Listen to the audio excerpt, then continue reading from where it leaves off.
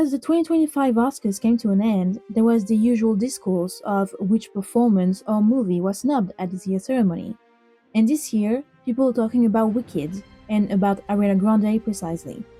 Now, Wicked won two Oscars for Best Costume, making Paul Tazwell the first black man to win this Oscar, as well as for Best Production Design. The movie was also nominated in other categories, notably Best Actress for Cynthia Erivo, Best Supporting Actress for Ariana Grande, and Best Picture. And a lot of people feel Ariana Grande should have won instead of Zoe Saldana. And at first, I didn't really take this conversation seriously because I thought it was just Ariana Grande fans who were pissed that she didn't win and whose opinion are kind of biased because, well, she's their favorite singer. In their minds, Wicked should have won every category because it was the best movie of the year, etc. And while I really liked Wicked, I wasn't expecting it to win anything at the Oscars except for costume and production design. And the reason for that is because I know how the Oscars and award shows in general work when it comes to movie genres. But I realized that not everyone knows about it, so I thought I would make this video to explain why I think Wicked and Ariana Grande had no chance to win, at least at this year's Oscar ceremony, and why the nomination for Grande is the win in itself. As I said, I really liked Wicked, and I think Ariana Grande's performance was amazing, and I am very glad that she was nominated for the Oscar. But she had no chance of winning, mostly because this was a comedic performance. The Oscars have existed for nearly 100 years, and over the decades, a pattern has been established in terms of movies and performances that are appreciated the most by the Academy. There are specific genres that always do good at the Oscars, and others which are usually ignored. But the Oscars and other award shows are just a reflection of the cinephile society, and as I have explained in a lot of videos, it can be pretty elitist and discriminatory. If you have followed even just some of the award season that have happened in the past few years, then you may have noticed that it's pretty much the same kind of movies that seem to win at the award shows. Dramas and biopic are the genres that work the most if you want to get an Oscar. A 3-hour-long drama about something very serious, or a biopic about a celebrity, that's the things that the Academy voters seem to like. But why is that? Before giving you my opinion, I want to give you some stats. I found this graph showing the genre of all the Best Picture winners at the Oscars until 2017, I believe, and as you can see, drama is dominating. Comedy and musical are second best, but the two of them combined doesn't even equal to half of the number of drama movies that have won Best Picture. I did do my own research and my own graph looking at the Best Picture winners from 2010 to 2019, and here are my results.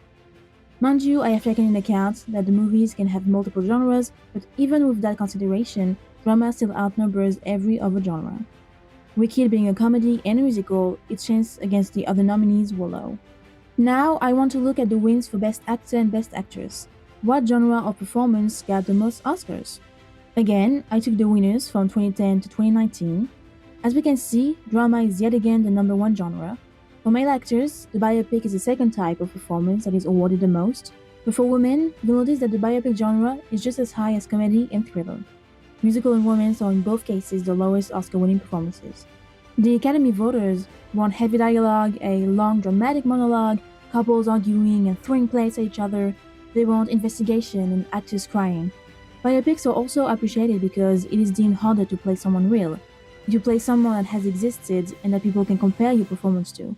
It's a lot of work for the actor that has to study the person, their mannerism, the way they talk, etc. For instance, when the movie Bohemian Rhapsody came out, I remember a lot of videos comparing Rami Malek's performance as Freddie Mercury with actual clips from the real-life performances. Coming back to Ariana Grande, this is why I think her nomination was the win in itself. As I have explained in previous videos, I think the favoritism concerning the drama genre stems from elitism. Drama is always in opposition with comedy, which is never taken seriously as a genre in any form of art, not just in movies. Comedy very rarely is appreciated by award shows because it is considered to be childish and easy, even though it is absolutely untrue in my opinion. As a screenwriter and an actress, I can tell you that it can sometimes be harder to perform comedy than it is to perform something more dramatic, but alas, that is the stereotype that is engraved in people's mind. We can see the same thing happening with horror. Although we do have every now and then some horror movies or performances that'll take some trophies home, it is usually considered too gross or too scary to be rewarded alongside the quote-unquote serious work.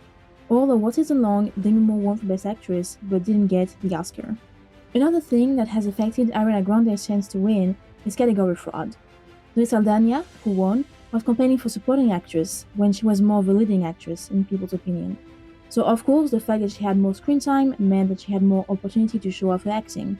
This might have been another reason why Ariana Grande didn't win, because in my opinion, she was second in line to win the Oscar. I am working on a video which is about category fraud, and I will talk about Zoe Saldana and Ariana Grande and everything, and that will come out next week. So if you're interested, you can stay tuned for that. So this is all pretty unfair, but this is really how the Oscars work. I do think that Ariana Grande has a bigger shot at winning next year if she is nominated when Wicked Part 2 is released. Given that there will be original songs, she might get nominated there as well as actress. I don't know for you, but I can't wait to see Wicked for good, and I'm excited to see how he's going to perform at the Oscars next year. So thank you very much for watching this video, and I'll see you soon for another video where we talk about cinema, TV show, and music. Bye!